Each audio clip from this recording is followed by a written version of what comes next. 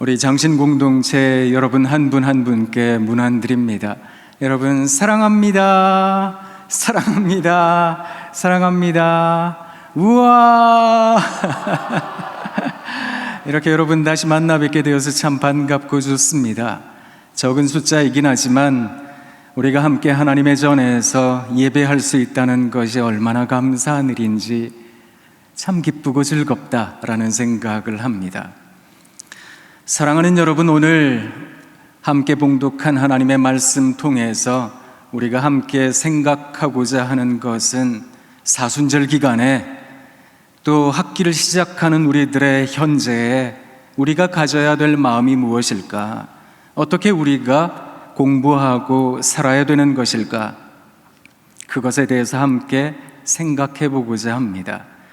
오늘 본문에는 야곱이라는 사람이 등장합니다. 우리 모두가 잘 알고 있다시피 야곱이라는 사람은 계략과 책략, 아이디어가 참 많은 사람이었습니다. 이 사람은 복이라고 하면 형의 복이든 누구의 복이든 이것을 빼앗고자 했던 사람이었습니다. 그래서 그는 태어날 때부터 형 에서의 발꿈치를 잡고 나온 사람이었지 않겠습니까? 술수를 써서 어떻게든 장자권을 획득하기 위하여 노력했던 사람이었습니다. 형 에서의 보복이 두려워서 삼촌 라반에게로 갈 때에도 그에게는 그 마음이 사라지지 않았던 것 같습니다. 하란 땅에서 삼촌 라반을 위하여 일할 때에도 여러 가지 아이디어와 술수를 써서 어떻게든 거대한 부를 이루고자 했던 사람이었습니다. 다시 형 에서를 만나러 가는 길에도 아이디어를 내서 떼를 여러 개로 나누고 앞에서 다 앞세우고 자기는 뒤에서 섰던 사람이었습니다. 생각해보면 이 사람의 일생 동안 무엇을 그토록 향해 걸었던 것일까? 생각해보면 아무래도 그의 욕심은 아니었을까? 물론 어떻게 생각해보면 하나님에 대한 열정, 하나님에 대한 어떤 축복권, 이것을 갖고자 하는 것, 그래서 신앙의 열정이라고 생각하실 수도 있겠습니다만 열정과 욕심은 동전의 양면과도 같은 거 아니겠습니까?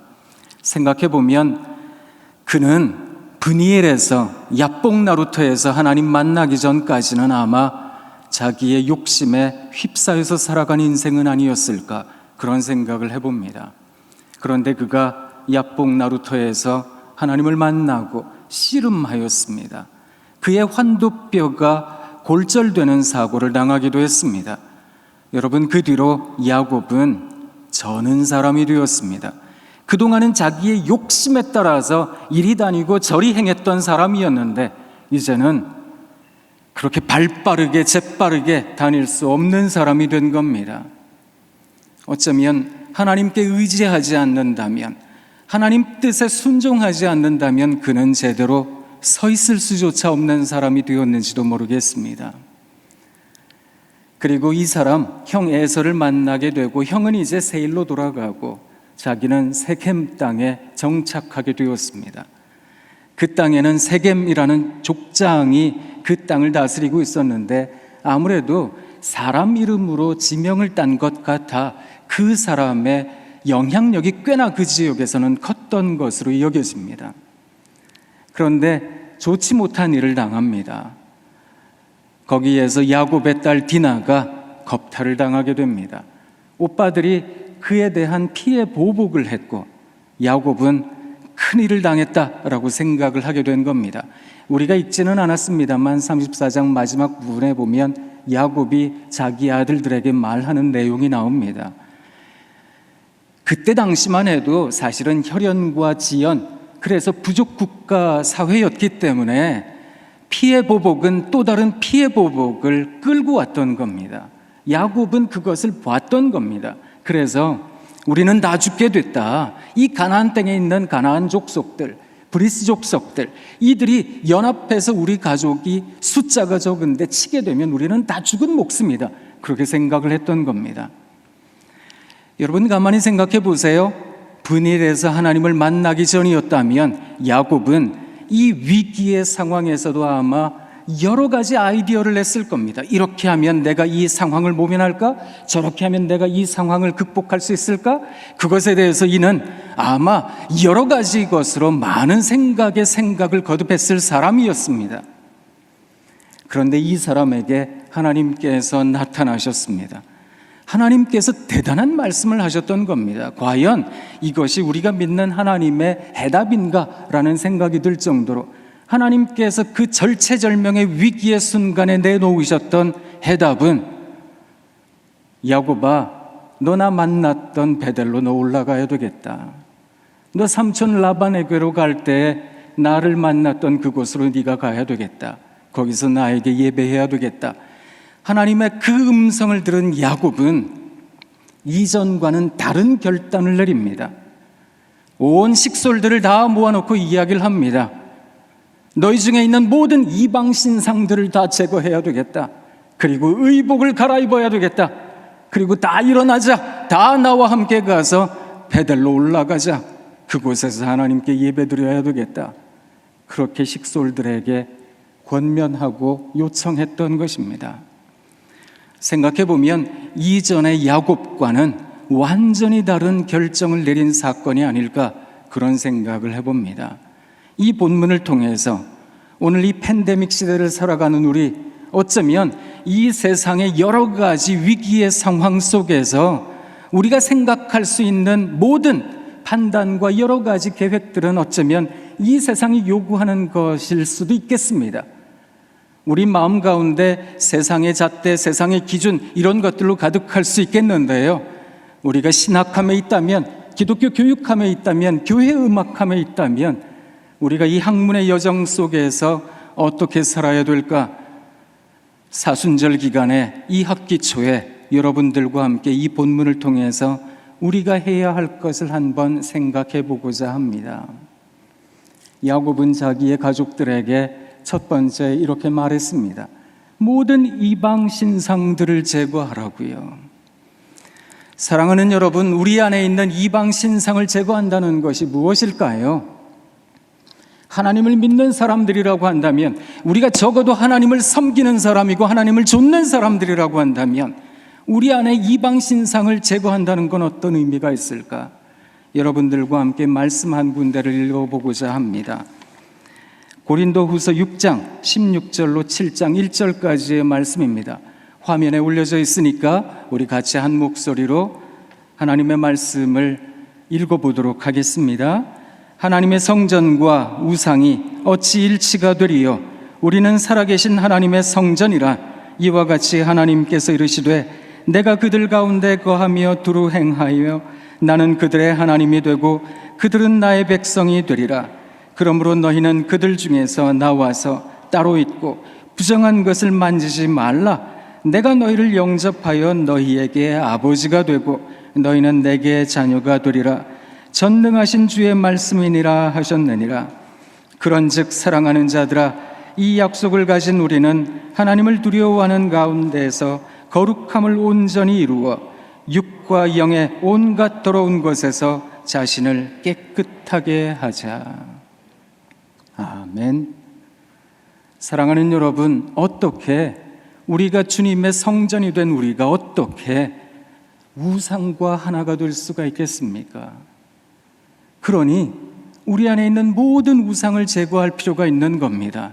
그것을 고린도후서의 말씀은 거룩함을 온전히 이루며 육과 영의 온갖 더러운 것에서 자신을 깨끗하게 하는 것이라고 말합니다. 어쩌면 이 시대 경쟁사회, 자본주의 사회, 또 위기의 상황, 경제적으로 힘들고 여러 가지 면에서 어렵고 힘든 세상 살아가다가 보면 아무래도 세상 논리가 중요하구나라는 생각을 할 때가 있습니다. 나도 이렇게 하면 돈 좀 벌겠다. 나도 이렇게 하면 좀 높은 자리 가겠다. 그런 생각하게 되는 것, 인지상정이라 사람 비슷할 겁니다. 그런데 우리는 하나님의 사람들이잖아요. 그렇다면 우리가 하나님을 믿는 사람들이라고 한다면 내 안에 그동안 내가 간직해왔던 어떤 욕심이 있다면, 그런 욕구가 있다면, 혹은 이생의 자랑이 있다면, 육신의 정욕이 있다면 그것을 제거할 수 있는 우리가 되면 참 좋겠습니다. 가끔 사회면에서 좋지 않은 소식을 볼 때도 있습니다. 얼마 전에 우리가 정인이 사건을 통해서 참 비통함을 느끼기도 했는데요. 여러분, 과연 신앙이라고 하는 것은 인격을 변화시키는 것일까? 믿음이라고 하는 것은 사람의 성품을 변화시키는 것일까? 거기에 대하여 많은 혼란함을 갖기도 했더랬습니다. 여러분, 기억하셔야 됩니다. 구원이라고 하는 것은 단번에 주어지는 하나님의 선물입니다. 우리가 마음으로 믿고 입으로 시인해서 얻게 되는 하나님의 은총의 선물이 바로 구원이라는 것입니다. 그런데 그 구원받은 은총의 혜택자인 우리가 하나님 앞에서 그 은총에 대한 반응으로서 내어놓아야 하는 것은 날마다의 성화의 삶이라는 것입니다. 성화의 삶이라고 하는 것은 날마다 하나님 앞에 자신을 세우는 것입니다. 하나님, 저는 죄인입니다. 주님, 퀴리에 저를 불쌍히 여겨주십시오. 엘레이손, 주님, 저를 불쌍히 여겨주세요. 그런 회개의 심정으로 나를 날마다 반추하고 반성하는 것입니다. 바울도 스스로를 쳐서 복종했다고 이야기했던 것처럼 우리도 자신의 생각, 신념, 내가 가지고 있는 철학, 이 땅을 살아가면서 내가 그동안 경험해왔던 모든 나만의 노하우가 있다면 그것마저도 어쩌면 하나님 앞에서 철저하게 해체하고 분석해야 되는 것은 아닐까, 그런 생각을 해봅니다. 그러지 않으면 어쩌면 우리는 부지불식간에 마귀의 종노릇 하는 사람들이 되어서, 그래서 제2의 제3의 정인이 사건을 우리가 행할런지도 모르겠습니다. 그러니 사랑하는 하고 여러분, 우리가 기독교 교육을 하고 또 교회 음악을 하고 신학을 합니다. 이 모든 과정을 통해서 내 안에 있는 모든 더러운 것들을 제거할 수 있는 우리가 되면 참 좋겠습니다. 14세기, 15세기 전 유럽을 들끓게 했던 재앙이 있었습니다. 우리가 잘 아는 대로 흑사병이었습니다. 전 유럽의 3분의 1이라는 사람들이, 그 많은 사람들이 죽임을 당했습니다. 그 질병 때문에 말입니다.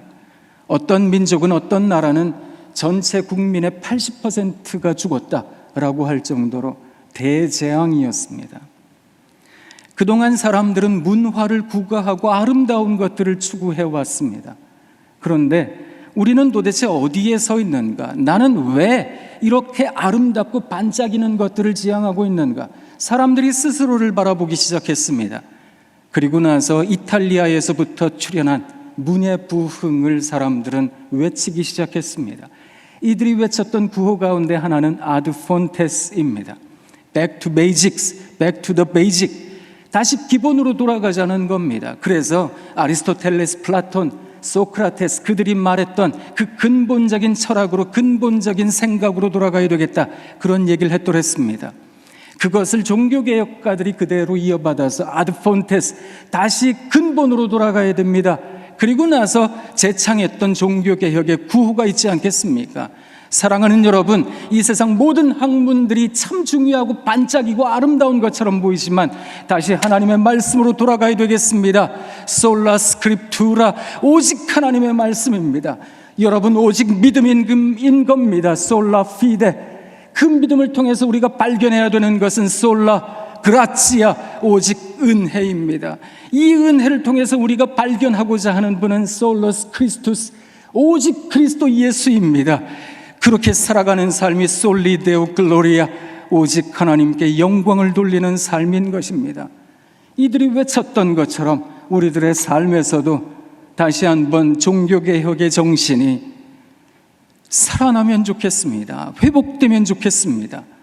그래서 어쩌면 이 사회가, 세상이 우리에게 넌 이렇게 해야지, 이렇게 하는 게 옳은 거야, 이렇게 하는 게 바른 거야, 그렇게 유혹한다 할지라도 우리들의 교회 음악함을, 기독교 교육함을, 신학함을 잃지 않는 우리들이 되면 좋겠습니다. 두 번째로 가족들에게 말했던 야곱의 말은 의복을 갈아입으라는 것이었습니다. 이것이 어떤 의미가 있는 것일까? 말씀을 통해 그 의미를 잠깐 살펴보고자 합니다. 로마서 13장 12절로 14절까지의 말씀입니다. 이것도 화면에 있으니까 여러분 같이 한번 읽어보도록 하겠습니다. 같이 읽겠습니다.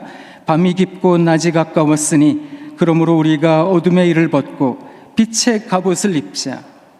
낮에와 같이 단정히 행하고 방탕하거나 술 취하지 말며 음란하거나 호색하지 말며 다투거나 시기하지 말고 오직 주 예수 그리스도로 옷 입고 정욕을 위하여 육신의 일을 도모하지 말라. 아멘. 의복을 갈아입는다라고 하는 것은 다른 옷으로 우리가 입어야 한다는 뜻을 담고 있는 것입니다. 어떤 의복으로 갈아입어야 될까요? 그리스도의 옷을 입자라고 오늘 로마서의 말씀은 우리들에게 부탁하고 권면하고 있습니다. 그리스도의 옷을 입는다라고 하는 것은 어떤 인식에서부터 가능한가 하면 12절에 있는 말씀처럼 밤이 깊고 낮이 가까웠다라고 하는 이 인식이 있을 때 가능한 겁니다. 이것을 일컬어 종말론적인 인식이라고 말을 합니다. 우리가 종말론적인 인식을 갖는다라고 하는 것은 그리스도를 가깝게 여기는 것입니다. 우리 주님께서 가까이 계시는구나, 그것을 느끼는 사람들마다 어쩌면 우리가 그동안 가지고 있었던 모든 욕심의 옷을 벗고 이기심의 옷을 벗고 내 안에 있는 상처라 할지라도, 내 안에 있는 컴플렉스라 할지라도, 내 안에 있는 어떤 부정적인 요소라 할지라도 그것을 벗을 줄 아는, 그래서 오늘날 내가 신봉하고 믿고 있는 그런 우상을 제거할 줄 아는 그 놀라운 용기가 가능한 것이 아니겠습니까? 그러니 사랑하는 우리 하구 여러분, 세상이 우리더러 너 그딴 신학 뭐하러 하는데, 그러면 돈이 생기니 뭐가 생기니, 너 그러면 뭐 높은 자리 가니, 교회 음악이 뭐야 도대체, 그런 음악 하지 말고 돈이 되는 음악 하라고, 무슨 기독교 교육이야, 다른 과목하고 다른 사람들이 좋아하고 쫓아가는 그런 과목들 있잖아, 그런 거 해. 어쩌면 세상이 우리들에게 그렇게 요구할런지도 모르겠습니다. 아니, 온 세상 사람들이 다 교회 욕하고 있는데 무슨 신학을 해 니가, 그런 이야기가 우리 귓가에 맴돌지도 모르겠습니다. 그런데 여러분, 우리의 두 눈에 가득한 것이 하나님이지 않겠습니까? 하나님 믿는 사람들은 그리스도의 나를 가깝게 여깁니다. 어쩌면 이 세상은 우리더러 너는 바보 천치야, 머저리야, 그렇게 얘기할지 모르겠지만 우리 하나님께서 다시 오시는 그날에 하나님 내 이름 부르실 겁니다. 내 이름이 하나님 나라에서 그렇게 불리워지는 날이 올 겁니다. 이 인식을 갖는 사람들은 씩씩하고 당당하게 신학을, 기독교 교육함을, 교회 음악함을 이룰 수 있는 거 아니겠습니까? 하나님의 나팔 소리 천지진동할 때에 예수 영광 중에 구름 타시고 천사들을 세계 만국 모든 곳에 보내어 구원받은 성도들을 모으리. 나팔 불 때 나의 이름, 나팔 불 때 나의 이름, 나팔 불 때 나의 이름, 부를 때에 잔치 참여하겠네. 나팔 불 때 나의 이름, 나팔 불 때 너의 이름, 나팔 불 때 우리 이름, 부를 때에 잔치 참여하겠네. 그 잔치 자리에 참여한다는 것을 아는 사람들은 주 안에서 항상 기뻐할 줄 압니다. 그리고 누군가에게 관용을 베풀 줄도 압니다. 왜냐고요? 주께서 가까우시니까요. 그래서 바울의 말씀도 경청하는 겁니다. 아무것도 염려하지 말고 너희 간구할 것을, 기도와 간구로 너희 구할 것을 하나님께 아뢰라. 그리하면 모든 지각에 뛰어나신 하나님의 평강이 그리스도 예수 안에서 너희 마음과 생각을 지키실 것이라고. 그 권면을 가슴에 담은 사람들은 언제나 조금 바보같이 살아갈 줄 아는 거 아닐까, 그런 생각합니다. 그 절체절명의 순간에 야곱은 이방 신상을 제거하고 옷을 갈아입고 베델로 가기로 작정했던 겁니다. 온 가솔들이 다 그를 따라갔습니다. 여러분, 그때 대단한 놀라운 기적과도 같은 일이 일어납니다. 주변에 있는 가나안 부족들이, 브리스 족속, 히위 족속 이런 사람들이 이들을 두려워했던 겁니다. 이 위기의 순간에 어떻게 그렇게 할 수 있을까? 어쩌면 이 방식은 세상적 방식이 아니지요. 그런데 하나님께 예배하고자 하는 사람, 하나님을 좇고자 하는 사람, 그들 앞에 하나님께서 반드시 하나님의 능력을 나타내 보여주시는 줄 믿습니다. 그러니 우리의 삶은 여기저기 허술한 게 좀 많은 것처럼 보이는 것도 괜찮은 것 같습니다. 제가 좋아하는 작가 가운데 이철환이라는 작가가 있는데요, 이분이 머리는 가슴을 이길 수 없습니다 라는 글을 썼습니다. 제가 읽어드리도록 하겠습니다. 가슴으로 한번 들어보세요. 제주도에 가면 돌을 쌓아 만든 돌담을 많이 볼 수 있습니다. 돌담은 돌과 돌 사이에 수도 없이 많은 틈새가 있습니다. 시도 때도 없이 불어대는 사나운 바람이 돌담의 틈새 사이로 숭숭숭 빠져나갑니다. 틈새가 있기에 돌담은 오랜 세월 동안 바람에 쓰러지지 않을 수 있습니다. 당신도 나도 돌담처럼 틈새가 있으면 좋겠습니다. 인간적인 여백이 있으면 좋겠습니다. 때로는 다른 사람들에게 져주기도 하고 때로는 손해볼 줄도 아는 그런 사람이면 좋겠습니다. 당신의 재능은 사람들의 머릿속에 기억되지만 당신의 배려와 인간적인 여백은 사람들 가슴 속에 기억이 됩니다. 눈앞의 이익만 생각하는 사람들이 있습니다. 눈앞의 이익만 생각하면 눈앞의 이익만 챙길 수 있습니다. 조금 더 멀리 보았으면 좋겠습니다. 눈앞에 있는 가로등만 보지 말고 멀리 있는 달빛을 보았으면 좋겠습니다. 먼 길을 가야 한다면 말입니다. 귤나무가 몇 개의 열매를 맺을 수 있는지 머리로 먼저 계산하지 말고 귤나무에 걸음도 주고 벌레도 잡아주며 열매를 기다리는 당신과 내가 되면 좋겠습니다. 그리 참 좋지요? 하나님을 믿고 의지한다는 것은 이렇게 살아간다는 것이 아닐까, 그런 생각을 해봅니다. 어떤 인간적인 계획, 나의 생각, 내가 가진 철학, 내가 가진 신념, 그것에 함몰되어 살아가다가 보면 어쩌면 하나님도 사라지고 나의 인간적인 면모도 사라지고 그렇게 싸늘한 인생으로 살아간다는 것이 과연 하나님 앞에서 옳은 것일까?